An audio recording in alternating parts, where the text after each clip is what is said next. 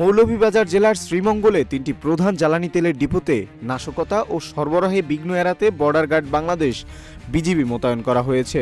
28 March থেকে স্বরাষ্ট্র মন্ত্রণালয়ের নির্দেশনায় মৌলভীবাজার জেলার গুরুত্বপূর্ণ পদ্মা, মেঘনা ও যমুনা ডিপোতে বিজিবির সদস্যরা দায়িত্ব পালন শুরু করেন। সংশ্লিষ্ট সূত্র জানায়, মৌলভীবাজার জেলার 3টি জ্বালানি ডিপোতে বিজিবি মোতায়েন করা হয়েছে। প্রতিটি স্থানে একজন কর্মকর্তার নেতৃত্বে সদস্যরা টহল ও সার্বিক তদারকি করছেন।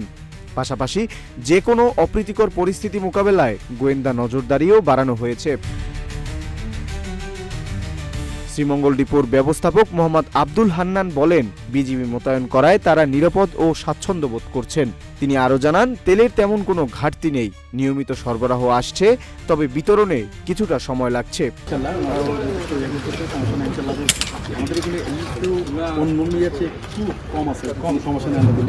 তারপরেও আপনাদের উপস্থিতিতে আরো একটু ভয়ের ব্যাপার আছে, গেলে আরো ঝামেলা হবে, এই দিকটা অন্তত মোটামুটি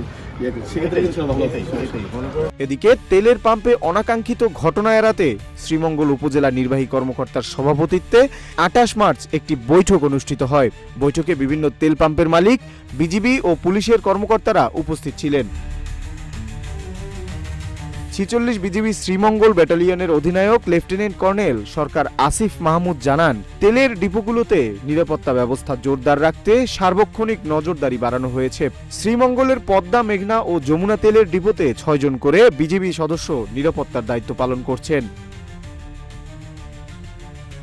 আমাদের এখানে মৌলভীবাজার জেলার শ্রীমঙ্গল উপজেলাতে পদ্মা, মেঘনা, যমুনা যে 3টি তেলের ডিপো রয়েছে, এই তেলের ডিপোগুলোতে যাতে বিপণন কার্যক্রমে শৃঙ্খলা নিশ্চিত করা যায় এবং এটা তেলের যে সরবরাহ, এটাকে যাতে স্বাভাবিক সরবরাহ বজায় থাকে এবং আপনার অবৈধভাবে কোনো জায়গায় মজুত করার কোনো অপপ্রচেষ্টা যদি থাকে, সেটাকে দমন করার সার্বিক লক্ষ্যে এবং এই ডিপোগুলোর নিরাপত্তা নিশ্চিত করার জন্য আমাদের শ্রীমঙ্গল ব্যাটালিয়ন 46 বিজিবির সর্বমোট 2 প্লাটুন বিজিবি সদস্য আমরা মোতায়েন করেছি এবং সার্বক্ষণিক 24